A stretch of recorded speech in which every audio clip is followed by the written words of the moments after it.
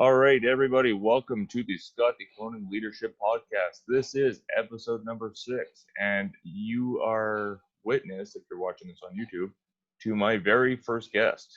This is kind of a big deal. I've never had a guest on the podcast before, and this is my friend and fellow leadership guru, is what I'm going to call him, Hugo Isles. I'm just going to let you know a little bit about Hugo's background. He has an education in mathematics, physics, and software engineering. He is a self-taught organizational behavior specialist, currently a flight attendant, and working, and when he's not flying, he's spending time on his business of leadership coaching. While we go through this, we will show you his website. It's cluesolution.org, so you'll see that as we go through. Also, I'm going to have it in my show notes and in the description if you are on YouTube. Passionate about helping people, especially leaders, and looking to help as many people as possible. Welcome to the podcast, Hugo. Hey guys, it's good to be here, Scott. First of all, I want to thank my Heavenly Father. I'm a believer, and I could not have been where I'm at without Him. Absolutely. If you go to my website, you'll probably see scripture from the King James Version Bible, and I'll give you the hint that I'm actually a believer as well. Yeah, absolutely. All right, it's good to be here. For sure. So Hugo, you and I have talked many times in the last little bit. We actually used to work together, and we are both very passionate when it comes to improving leadership at organizations. We believe, and correct me if I'm wrong on any of this, but we both believe that there's a bit of a gap when it comes to leadership, whether it's from the top of leadership all the way down to the front line, which we're going to see a couple of diagrams that you created, and kind of that middle management tends to be a gap. But overall, when you take a look at the word leadership, what does it mean to you? I think it's important to understand that leadership is an empowering word. The concept of a leader is someone that inspires, and someone that basically they know the right direction, and they're able to give you guidance, and that's why leadership is so critical. There's a very quite a difference between management and leadership, and we'll talk about that a little bit later as well. So it's in terms of leadership, it's important to get the right formula and to have the right approach and to know what it's all about in order to be an effective leader. Yeah, and I think it's good to know as well that when we talk about leadership, because I've said it in previous episodes as well, that you don't necessarily need the title to be a leader. I think a lot of people think that you need to have the manager title, the leader title, when that's not necessarily the case. What are your thoughts on that? I totally agree. You can be someone working on the front line, but you can still affect a lot of people around you.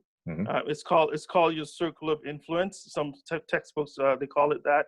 I tend to call it your sphere of influence. If you look at the 3 dimensions, so you affect the people around you. Even though you're a frontline worker, you actually know how to get people engaged. I like that. And that's a key word.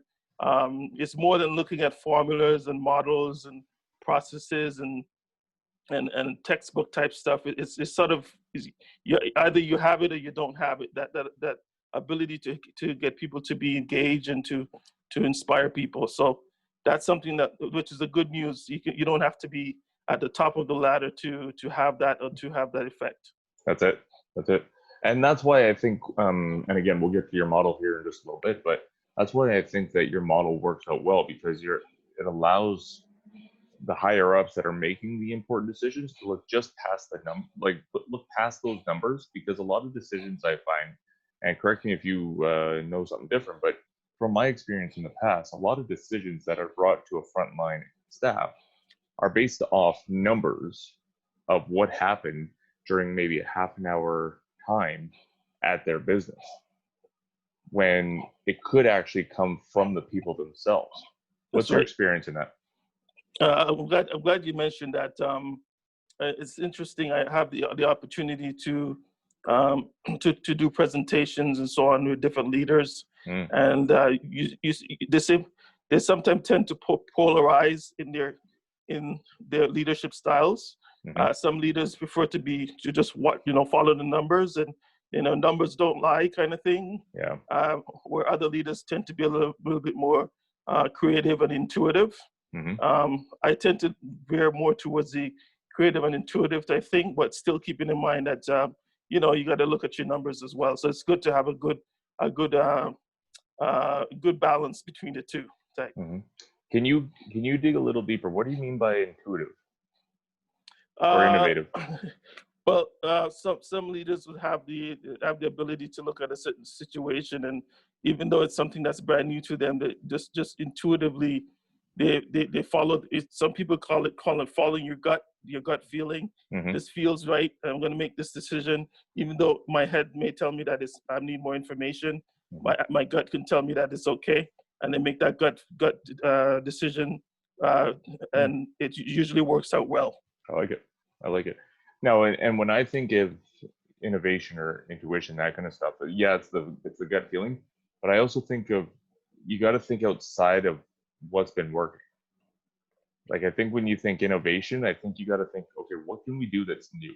And I think a lot of people in a position, and based off my experience, and I'm curious to hear about your experience, what a lot of people tend to do what has always been done because they believe it's always worked, even though their company may be in a different position now than they were when they invented the process so many years ago. What's your experience on that?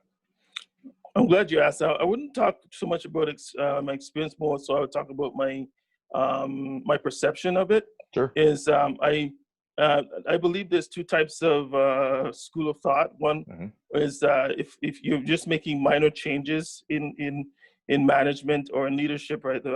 A lot of people tend to look for the analytical thinker, and there's a Japanese word. It's called kaizen.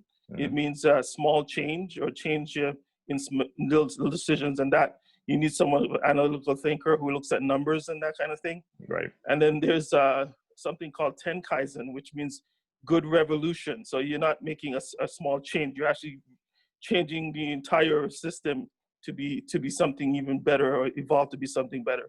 For that kind of thing, you need to be a little bit more intuitive, and create, and a lot of creativity has to be there as well.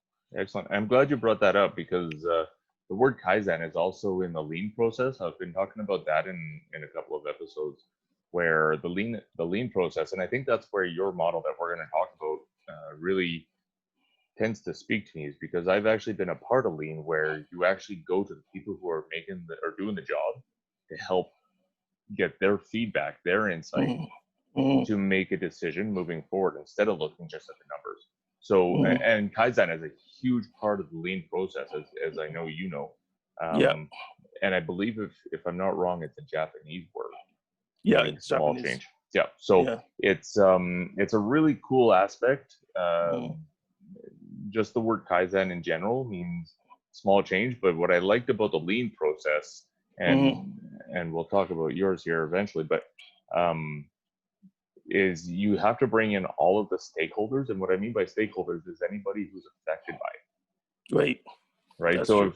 if you have multiple departments, you have to bring in at least one representative from each department, so that they have their input about what's going on. Excellent. Yeah. That's true. Yeah. So I'm glad you brought up the word Kaizen, because I forgot about that word, and it's actually a big part of the lean process that I've been mentioning here a little bit.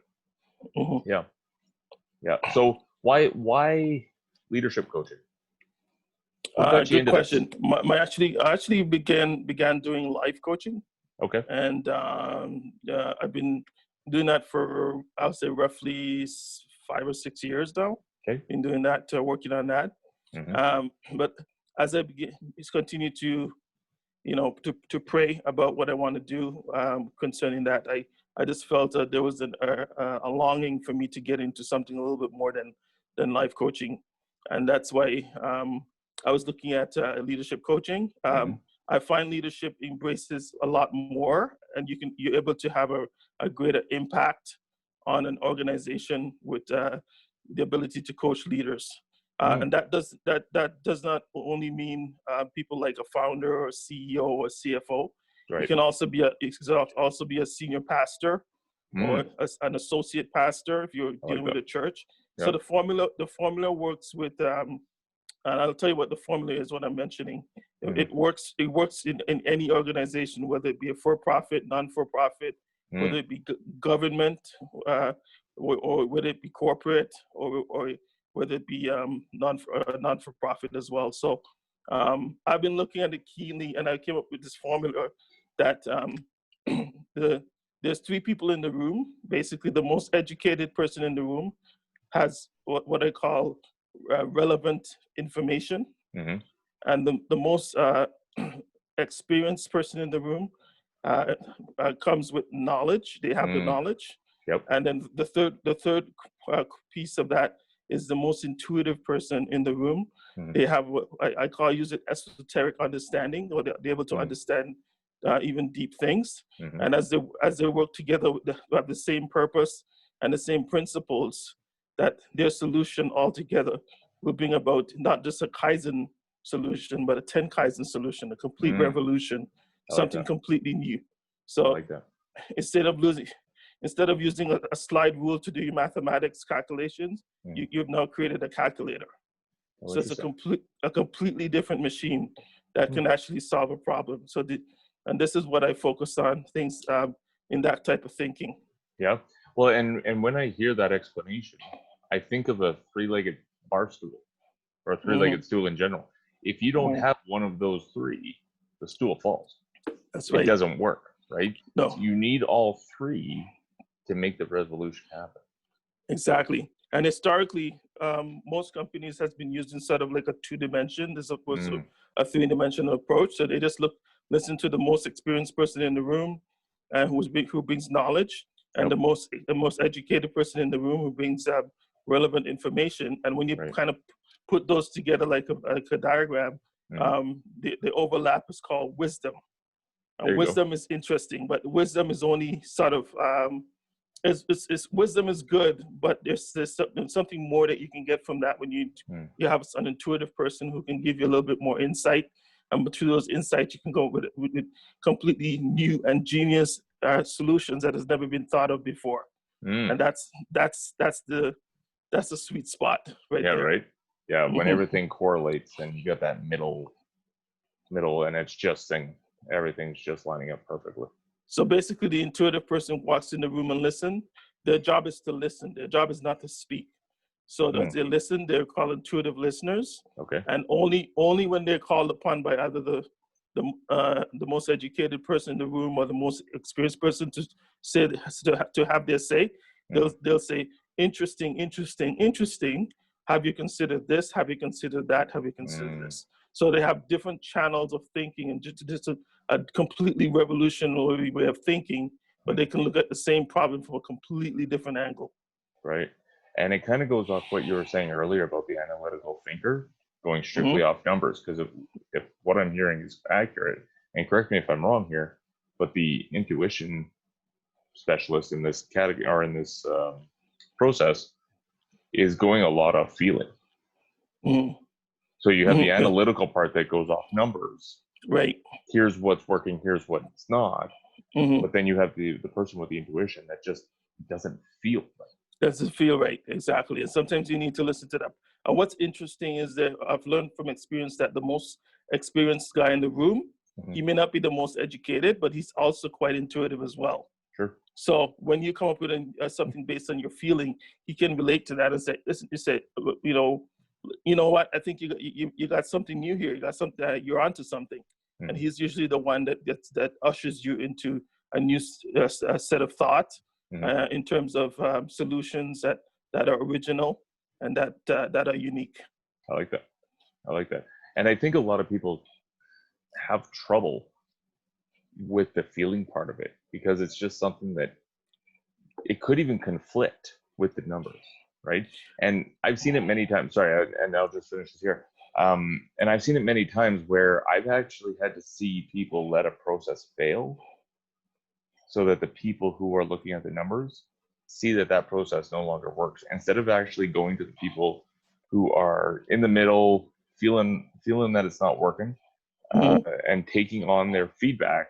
They actually have to let the process fail So those numbers come back to those analytical thinkers. So to actually go with the gut feeling, that intuition, I think is a big part. Yeah. What's interesting is that intuition can be felt in two ways. It can either be felt by experience. So the guy who has the most experience in the room, he's also intuitive. And also can be felt by the people that actually do the work. So the frontline people. So the way that I looked at my company and what I'm doing is like, I like the idea of getting a focus group together that are actually doing the work, and they can see what works and what doesn't work. And they usually have they usually have that feeling aspect of it, and go, this feels right or this doesn't feel right, and why it doesn't feel right, and then you can kind of triculate their ideas upwards until you get a solution that actually works for everyone. There you go. Yeah, the company's getting their goals done, but the front line also gets part of what they need to actually get the company goals done. Exactly. Yeah, yeah. And I find too, and what I liked about Lean is if I were giving my feedback, because I'm in the job every single day, then and something is implemented based off my feedback, not only am I more likely to stick with it, because I think that's one thing that we face as leaders is I'll give a suggestion, but it's not really followed. They're like, yeah, I actually don't have to do it. Yeah, they're not the ones actually doing the job. They're just coming up with these solutions, right? And I say that in air quotes. But I don't, whatever, I'll just do it the way I've always done it. But if they actually come up with a solution, they're more likely to say, okay, this was my idea, I'm going to do it. And I think everybody would like to sort of see that happens where there's a group that represents them, like a frontline group that's almost like a focus group, if you will, or not a steering committee, but definitely a committee of some sort that kind of looks at the question and the elephant in the room and says, and they're able to ask the question, why? Okay, we're supposed to do it this way, but why are we doing it that way? And it's okay. I think it's okay within the right channels to have that, the channels of communication where you can have a focus group or some type of a committee that represent the front line who could actually ask those questions and get the proper answers.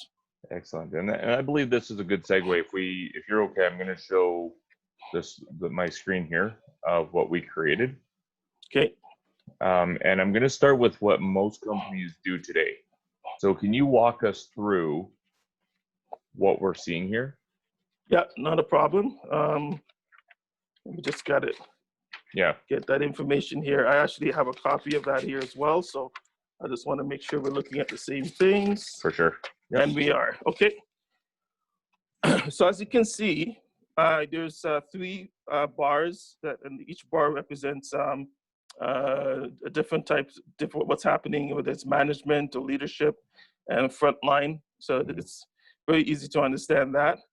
And then you see a sort of like stickman that represent personnel in that division. So let's say the CEO of the or the senior pastor if it's a non-for-profit organization. Sure.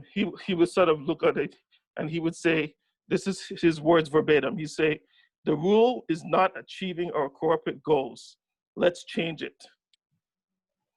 So he's looking at the whole gamut of the organization as one, as seeing the big picture as leadership. And he's saying the rules is not achieving our corporate goals. And this goes into change management, if you heard of that as well. So he says, let's change it. So he basically made changes and it created some ripple effect and definitely a little bit of distortion on the lower levels. So if you go to the management, if the gentleman who was standing on the management bar would represent middle management. And he's saying, and he agrees with the leadership. So he says, the rule is not achieving our corporate goals. However, I have not been empowered to change it. That's a big word. You see that? So that's the gap. That's the gap that Scott was talking about. There's a gap between leadership and management that they're not addressing it in the proper way. And in his mind, he's thinking to his mind, why, W-H-Y, but he's not saying it out loud. But his inner voice is saying, why are we changing how is this going to work, right?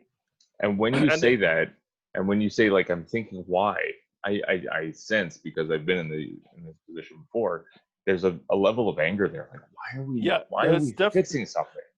I would use a different word, but I'd say there's definitely a level of frustration. Okay, yep. It's because a manager, they're supposed to take the processes that's handed down from leadership and Mm, make it work, make it malleable and easy for the frontline people to kind of pick up and go with it. right. So if they're not able to create tools and say, okay, as frontline, I'm going to empower you with this tool and that tool to do such and such, then they feels like their hands are tied, Mm, you know, and yep. so they're asking the Absolutely. why question. So and when that trickles down to the main line, that's more backsplash and ripple effect and distortion. Hmm. So on the bottom, the stick man on the front line is saying, the rule is not achieving our corporate goals. No consistency. We have no consistency. They keep changing. We're going in circles. I can't keep up. Mm, So that's usually, from my experience talking to frontline at a company that I work with. I won't mention the name of it, mhm. but the frontline, that's the kind of stuff I hear where, sort of like, yeah, there's the rules, but the rules, there's no consistency. So Right. we don't know what we actually should be doing Mhm. that's consistent. It's And of true. course, they also have the question why as well. Yeah. So why it's a little bit of anger, frustration. Definitely on the frontline level is more anger than frustration. Hmm. They may actually be catalysts to create new thought and come up with ideas. But if you just treat it like from a top down, where we're Hmm. receiving nothing from the bottom up, then it becomes a problem. Right. And then it could affect morale. Morale Mm. suffers from that. And if morale is bad, then eventually you can really lose really good people. Yeah. Absolutely. You Yeah. know, whether Yeah. it be a non-profit like a church organization, you lose a lot of members, or Hmm. whether it be a corporate environment with a CEO and board of directors, you lose a lot of good workers as well. So That's it's right. important to fix that. So that's called the reactive approach. So Yes. so everybody is sort of like reacting to what the leadership is saying, but there's no real synergy between the three. Well, and I would say that the leadership is actually reacting too, because they're looking at the numbers going, we're not reaching our corporate goals. Right. Right. And the reason I like this model that we drew up, and for those that are listening on the podcast, again, there's three separate boxes. Leadership is at the top, managers in the middle, and frontline on the bottom. And there's a huge gap between leadership and frontline. And it's that middle management that's supposed to basically close that gap. Right. And it, a lot of it, like you, and I love the way you put this as saying reactive, because Mhm. the operation's happening, the Mhm. processes are in place, the Right. numbers aren't where the leadership wants them to be. So they look at the leadership they look at the numbers and go, oh, we're not meeting our corporate goals. We need to fix something. So it's Right. kind of reactive, it's panic mode. Exactly. They come up with a process change based off numbers. Right. I'm going to emphasize that because we've been talking about that here. They pass it on to the managers. The managers say, okay, I guess I'll do what I'm told. Again, Right. like you said, not really knowing the why, pass it off to the Mhm. front line, and then frontline have to basically implement these rules as well. And if it's, let's say, an increase in fees or a product or whatever you're selling, the customer, the client, whoever it is going to look at it and say, well, why is it cost more? And it's the Mhm. front line that is taking the brunt of that, Mhm. And not that's the interesting leadership. that, and Scott, that's interesting that you mentioned the customers as well, because Mm, that inconsistency actually is just a mirror image of that happens for customers as well. Because yep. if the frontline workers don't have a consistent product and say, okay, Hmm. this is the product and this is what we can do, but each time is different. It's a different case. Yep. Then the same thing with the front line. They're gonna feel like, well, what am I paying you guys for? Right. If it's not, what's the service that you're giving me? Why is it different for me and compared to someone else based on because they came at a different time? You know. Right. And Then, I would. mhm. Okay. Sorry. Keep going. Keep going. No, so the front line, no, it's not just the front line that's looking at the consistency. Also, the customers or the guests, they're also looking for some type of consistent service, product, or whatever it is that is being sold Absolutely. or being presented. Yep. And here's something that's very interesting with consistency.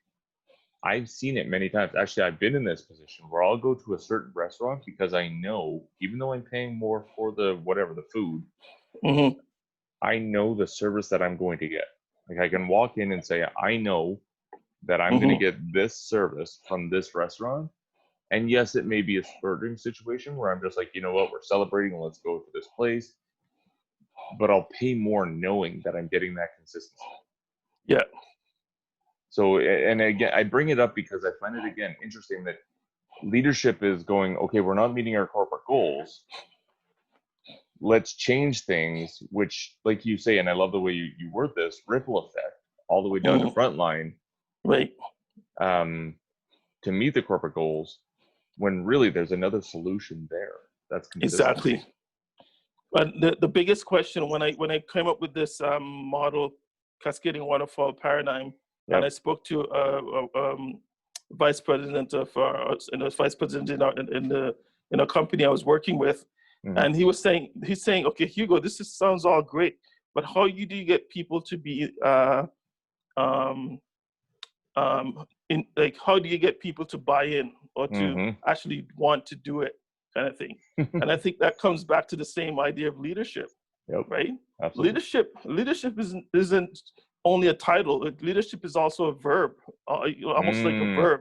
You understand? So if you can see it like a verb, you can be a frontline person, but you're still a leader. I like that. Can you say that You know, again? I said when you look at leadership, it's not something that's so far away and so distant, or like it's a title. It's more Mm-hmm. like a verb, A verb. I love because that. because it implies doing something Mm-hmm. to create a different impact, right? And you Mm-hmm. could, if a positive impact in your sphere, I call it your sphere, your sphere of influence, Yep. right? Some books would say your circle of influence, Mm-hmm. but I believe thinking in 3 dimensions is your sphere of influence. So Right. your management will see it and they will like it. You would see it. Your peers would see it and they like it. And your customers and your guests will see that and they will love it as well. Right. And so that's why consistency is so powerful, because it allows you to monetize. And I'm going to say it again.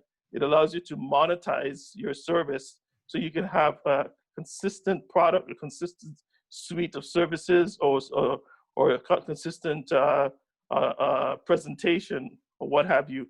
Right. And that would allow the customers to want to want to come back again and again to just because of that experience. Sure. Sure. Of course. And they're willing to pay more for it. Exactly. Right. And you can actually charge more because people are getting that consistency. I think people look at consistency and it's underrated. It is underrated. That's true. It is. So I'm going to share the other part of my screen here because I think what you have come up with a solution is very revolutionary. So we have the same kind of idea that we had before in the previous one, where we have the same 3 boxes of leadership, middle management, and frontline. And we have the ideas coming from leadership, going to managers, going to frontline. But so all of that process is still the same. But for those that are watching this on YouTube, you'll notice that there, between leadership and managers and frontline, there's another category. And Hugo, can you explain what that is? Okay, you'll notice you see the word sponge, and you're kind of raising your eyebrows. Is that a typo or something? No, it's not. I was sort of looking at it like literally as leadership is rolling out a new rule, new policy. I kind of see it like water coming off the top and it's coming over, and because there's going to be a backsplash, almost like a waterfall effect. Right. The sponge stops that. It prevents that from happening. So it just trickles to the sponge level, and then it goes to managers, which is it's a softer sell, right? And then by the time it gets to them, and you talk about empowerment, how they can be empowered, it's a soft sell, and they buy in. And then it goes to the front line again. It's also, it trickles down to the sponge, and then it goes down to front line. The obvious question is, what is a sponge? What are we talking about? Well, a sponge, this is where I think you can create a committee. You call it a Y committee, for example. And that committee is a great body of people that would collect feedback. And that's something that Scott and we're passionate about, getting feedback, right? So in order for us to get proper feedback, we can create products that are more consistent, or services that are more consistent. Management will have a better leverage to be able to be empowered to do this and that, to do certain things, to make sure that the rules kind of make sense. And then when it gets down to the frontline level, it's just as easy as, it's so monetized and it's so beautiful that you just pick it up and go with it, because it's all consistent. Just pick it up like a tool and go with it. So I almost see this as a way where leadership gives a call, managers create tools with their empowerment, and they give the tools to frontline, and frontline just pick up the tools and they just work away. And so everything is consistent and make kind of sense. So if you look at the diagram, when you see the arrows, you see arrows going upwards. You say, what are those arrows? Like you mentioned backsplash. Is this what we're talking about? No, the arrows are the ideas, actually. So if it starts from the front line, and we said, okay, this is interesting, what we're doing right now, kind of thing. What is your suggestion? So what is your thoughts? And they can kind of say, interesting. Have you considered this, or have you considered that? Right. What's interesting about them is because they have the intuition, because because they're doing something over and over and over again in the front line in terms of getting the work done, and because of that intuitiveness, they can sort of speak to. There's a certain wisdom that you can get from them that you won't get from the top coming down. Right. So by the time it gets to management will look at that and go, wow, that's some really good suggestions. I never realized we haven't even thought of that, right? And when they have those conversations, the frontline people feel involved with the decision. They feel like they're part of making the decision, and it makes them, it gets them excited to say, wow, I've actually made look at a certain process and was able to give my FYI, my thoughts about it. And by the time it gets to leadership, the ideas keep going up and up and up until even leaders say, okay, interesting. Wow. So now, and this is where the conversation changes. So let's go I'm going to start from the bottom. Yep. But leadership just going to say, like, they're going to notice that the rules are the corporate goals are being affected positively. So let's take a look at, just give me a second here. Yeah. Right. Okay, there we go. Okay, so basically from the bottom, you're probably going to ask yourself, what's the arrow going up?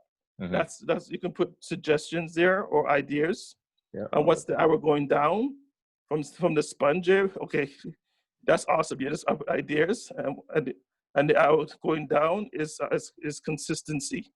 So that's consistency happening. There's consistency. That's awesome. And then on the other side, okay, that's ideas. You can start maybe writing it on the manager level. What's going up is also ideas between managers and leadership. And what's coming down is empowerment. Because empowerment comes from the top down. That's no matter what company or organization you're from, if you're talking about power, it comes from the top down. Now, so empowerment. Can we elaborate a little bit more on what you mean by empowerment? I know what it is, but I believe there is somebody listening to this right now that goes like, well, what does he mean by empowerment? Well, think of it like change management, right? A leader looks at a certain corporate goals and say, interesting. It's not being met. So we have to change the rules. So they meant well, because the leadership, everyone has a leverage, right? The leadership leverages rules. That's the language he understands. Right. Management leverages empowerment, right? And I'll explain what that means. And frontline leverages consistency. So empowerment means a manager can look at the rule, and instead of being a hard and fast rule type thing, it has a gray area. So you can make it more lighter, or you can make it heavier, or you can make adjustments to the rule. But what you're actually doing is you're making it in such a way that it becomes a tool. They turned it into tools for frontline to use. Right. So they look at the rule, they almost like when they're asking the why, Mhm. now they understand the why from the leadership standpoint. They can look at that rule differently, and they can come up with creative ways of making it, tools for the frontline to be able to use or monetize, to use easier. So Understood. empowerment gives them the ability to change the rules, not necessarily change it completely, but to work with the rules and make it malleable and more of a soft sell for the front lines to be able to pick that up and go with it. Right. I like that. Yeah. Is that clear? Yeah. And that's a really good explanation. And I think if you, like, when I hear the word empowerment, there's one word that always comes to my mind when I hear empowerment, is trust. Right? Like, if I'm the leadership of the company and I'm giving my managers, my middle management, the empowerment to take my idea or my, let's say, process change, whatever it is, and tweak it so that it works best for the frontline, Right. I'm trusting, as leadership, I'm trusting that you're going to do whatever you believe is necessary to make them work, to get that buy-in, basically. Okay, here's a trick question. That's not a trick question, but here's a little bit of a quiz for you. Sure. If your leadership, based on the second diagram that we just explained, what's different that would allow the leadership to trust managers more? What's different? Based off what I see here is, well, managers are giving their input about what they think will work and what won't. Thank you. And that's it. You don't have to say anymore. They're getting ideas. So they're getting, I call it ideas. You could call it input, or suggestions, or comments, and what leadership is doing is they're building trust with managers. They're saying, interesting, they get us, they understand where we're coming from. And this is such a, an interesting way of looking at it. So it's like, they look at the problem and they said, okay, that sounds good, that sounds interesting, but have you considered this? Have you considered that? Right. And that comes from a place of doing things over and over again, creates intuitive wisdom. And once you add that intuitive wisdom in the equation, you come up with a more brilliant solution. Right. Well, and I think there's an important piece to talk about here as well that I think might be not overlooked necessarily, but I don't think is at the forefront of people's minds as I think it should be. And if you want to know a little bit more about this, just go back to my last episode number 5, because I talk about the different types of feedback. And I talk about the difference between a fixed mindset and a growth mindset. Because I've noticed, and I'd love to hear your experience on this, for leaderships that anybody I find that is in a leadership position that has a fixed mindset, this sponge is pointless. Because they're like, it's my way or the highway, take it or leave it, right? In order for this to work, we as leaders must, I'm going to emphasize that word, must have a growth mindset. We have to be able to. We have to be. And at least a percentage of them, my response to that is, a percentage of them have to see things in that way. I call it a cluster of leadership. So it's a leadership, but it's like a cluster of leaders. So it's not just one person just saying yes, but before he says that, he listens to his CMO, he listens to his CFO, he listens to his human resources boss as well. And they all have different styles of leading, right? So he makes the final decision, yes, but because he's able to have those conversations, and that's what comes back to this, they're able to make a wiser choice, or be able to time things to when to create rules and brand new rules, and how long is it going to take until it affects the whole company, and how is it going to affect morale, all that kind of stuff. It depends on who you're talking to, right? Absolutely. That's why it's important to have like a group of leaders, like an executive team, where everyone has a different style, different experiences, and different approaches. And yet, it doesn't take away anything from ultimate leadership, which is the CEO.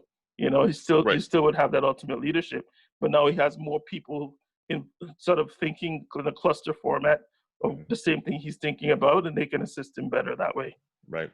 Well, and I think even as like, if I'm the CEO and I'm willing and able to go to my CFO and all the other people to get their input, I think that in itself also shows a growth mindset, because a lot of people with a fixed mindset would make the decision, whether it's good or bad, and say, this is my decision, see you later, right? And so even with what you were explaining, the thing going through my head so many times is that, yeah, they're a growth mindset because they are willing to tweak their ideas. Like, I like how you said make the final decision, but they're willing to take those ideas and make that final decision. And Exactly. that's how this works. Right. If you don't have that mindset of saying, my way may not be the best way, especially Right. when it comes to the higher up leaders. Right. I think that would be foolish. I'm going to use the word foolish, for them not to listen to the managers, and Right. foolish for the managers not to listen to the front line. I think so as well. Because And I think they know what's going on right in the midst of it. They see it day in and day out. Mm-hmm. Yeah.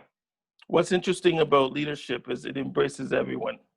You can't be a leader without a ship. It's like having. I always look at the ship. It reminds me of like there's a ship of people, and a society of people, and you're going on a journey together type thing. Right. And everyone is needed on that ship, right? So, right. One critical thing I've been asked concerning this diagram, and I want to address it, is when I shared it with some leaders I know, is how big is the Y committee in your drawing, guys? Like how many people are we talking about? Right. And based on my research and some things I've been looking at, it doesn't have to be big at all. It just has to be. You have about 10, just 10 individuals that represent frontline, and another 10 representing managers, or maybe 20 people type thing. It's important to choose the right people. I'm not going to share the details of it, but I can say here that I believe taking a look at the Myers-Briggs personality type is a one way that you can sort of pick out the kind of best people that you want for an intuitive approach. Right. And again, that's just my sweet sauce. That's my that works for me. So right. Of course. I'm not going to say more on that. But you're looking at the top, probably 10 to 20 tops. Maybe 10, 15, 20 people would be enough. Yeah. The important thing is to create an impact, because if you create an impact, and this is what makes this so magical. If you could create an impact from the ground level, so you're just a front line, you're just you're the person that goes on and do the job, but because of your impact, you're able to make leadership think again and go, interesting. We haven't considered this, that kind of thing. And that's not taking anything away from leadership. That's not saying that their leadership is not good, but it's like Scott was saying, they have a little bit more information before they can make a decision. So a little bit more artillery, ideas and suggestions and so on about the same policy. And so rather than changing the policy, they can say, okay, this policy is working, and I see how it's working down in management areas, and how the management is translating that into consistency on the bottom. Right. And as I look at this a little bit longer, because I'm going through the model in my head, and I believe you and I have talked about this, Hugo, but I think it's an important piece to bring up. There may be decisions that we as leadership may not be able to change, right? Like, we may get the ideas from managers. That's awesome. From the front line, bring it on. Let's do this. But I think it's important to know too that we may have to make a final decision, like you said, and it may not be the popular decision. But I think the reason these Y committees are important is because if I'm leadership, I can explain to management why, there's the word I'm using, why we have to implement what we do. They can pass that message right on to the front line, and they get more of a buy-in. Because I think that's another part of leadership that is kind of not really talked about, is the fact that we sometimes have to make these tough decisions, and then we need our frontline and our managers to buy in.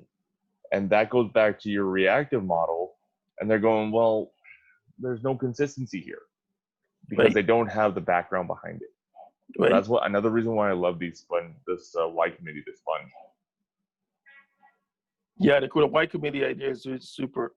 It really helps, Yeah. and you can see that everyone is almost like it's like building a tower, and the people on the first floor speaks English, and the people on on the manager level, they speak French, and the Okay. people on the leadership level, they speak Chinese. So everyone has their own way of communicating, but they still have the sponge, like the translators. So the sponge cool. is like a Y committee, they can translate from Chinese to French and French to Chinese, and they begin to change the language. And ultimately, that's the answer. This all in the language. If you use the right language, you will empower managers, and you will get front lines excited.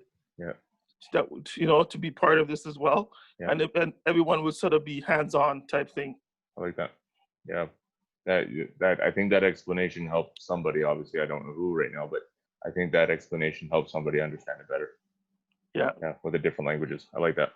The other thing that I would say, and I'm curious to hear your thoughts about this, and it's not something I've ever mentioned in my podcast yet, is where I've seen the most success in situations. And don't get me wrong, I've never been in a Y committee, and I like this idea.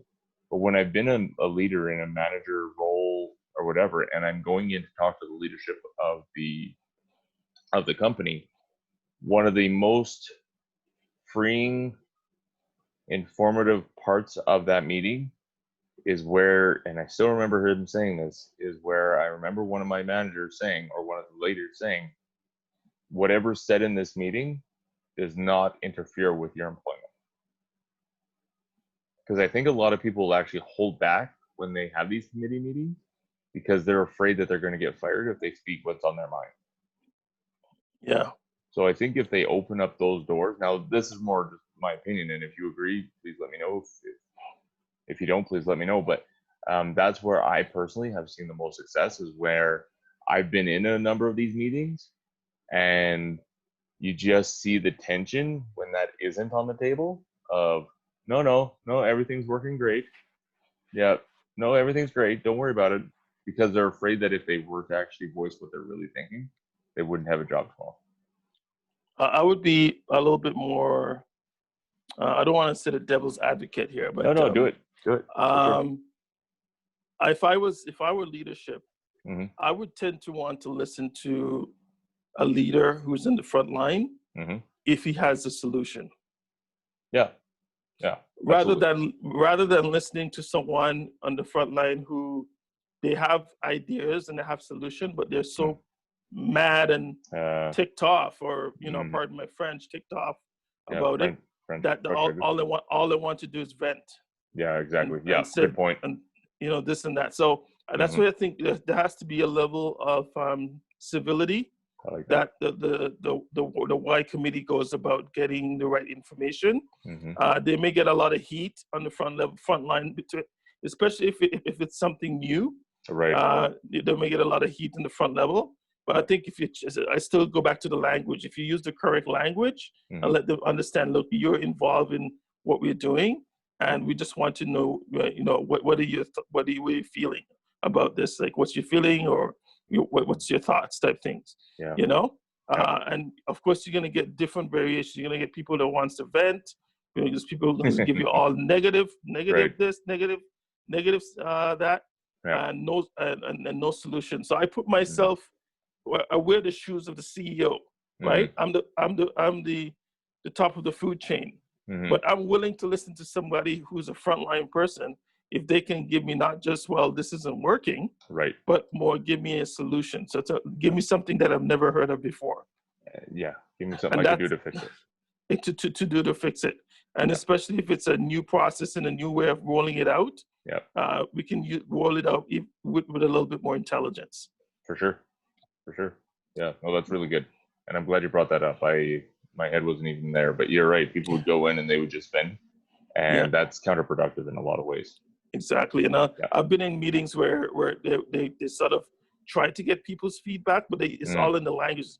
They said, we want your feedback. And what most people are thinking, they want to hear me, give you a piece of my mind, kind of thing. You understand? So Yep. that's a different kind of language. Yep. If it's about giving you a piece of my mind, maybe we don't really want to hear it, right? Not just like we do want to hear it. We But do, but we don't. Yeah. You know what I mean? Yeah. But if you're saying, look, if you say a different language would be, rather than I'm upset or I'm angry, you can say, this is frustrating, and I find it very, very unfair for myself as a worker to be able to distinguish what's consistent and what's not. Right. And so that way they can empathize with you and go, interesting. Say, I'm sorry to hear that. Tell me a little bit more about that. What Right. would you suggest? Exactly. A beautiful segue would be, what would you suggest? Yep. And so, well, one suggestion I had is, why don't we look at it this way, X, Y, Z, and if there's if at management level they're thinking, oh, we already thought of that, that's not new, they won't take it down. But if it's something unique and new, it's that interesting. We never thought of that. Okay, I'll take that up with Absolutely. that kind of thing. Yep. Yeah, and but like you say, it's coming up with an actual solution, not just complaining about it.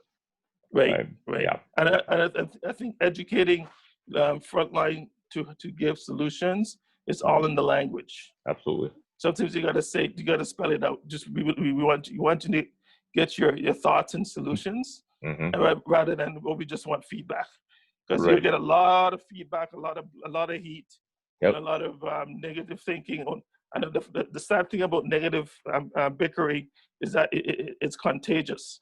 So you have a room full with, let's say, 100 flight attendants if it's an airline, or 100 factory workers if it's a factory, and they'll just talk about what's not working. This is frustrating, but there's no solution. There's no discussion of a solution. Right. Well, and I think this model actually solves that. Yeah. Right. Like, because you get a lot of people, like you say, we'll call it the water cooler, even though I don't know if there's still water coolers in offices during COVID, but they're having these water cooler conversations, and they're like, man, why doesn't this ever get fixed? And if we don't have, as leaders, if we don't have something like this in place, it's just going to keep building and building. It's the snowball effect. The more the snow rolls down the hill, the bigger it gets. It begins to. I'll tell you one thing that happened, because I've seen it. It begins to create what we call silos. Yes. Where you just have like front line, and then there's like dead silence. Yes. And then management, and then there's dead silence, and leadership, and there's no communication between the two. That's outside of what's just policy, right? Yeah. So it becomes just a boring process of everyone's afraid. Everyone's afraid to say, to give an idea, because they don't want to get fired, kind of thing, or managers are afraid, so they don't feel empowered to take the rule and say, interesting. That rule would work. What if I tweak it like this? Right. And it's interesting. And now it's consistent. Now I can shoot it off and give it to frontline. Right. Yeah. So it's absolutely true. It's a bit of a dance, right? Yeah. At the top, the leaders dancing to it with the policies and stuff like that, and management level, they're dancing with how to take these policies and make them next steps or plan of action, and then or tools. And then on the front line, the tools are given in a consistent manner, and they just get to work. It becomes easier once we get the management part worked out. Right. The front line becomes a lot easier to be engaged. Right.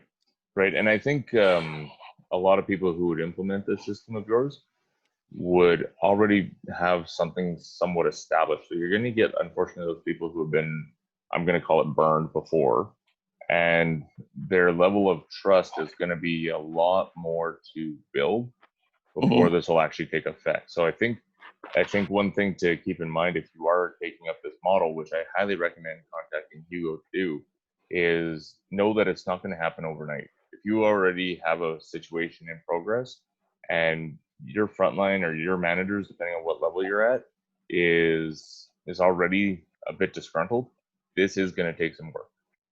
Yeah. But don't do it by yourself. Call Hugo. Get a hold of Hugo. Email him. I'm gonna let him tell you how to contact him. I do want to show Hugo. Because we're gonna wrap it up here. But I do want to show your website. Yep. So it's www.koningleadership.com. cluesolutions.org.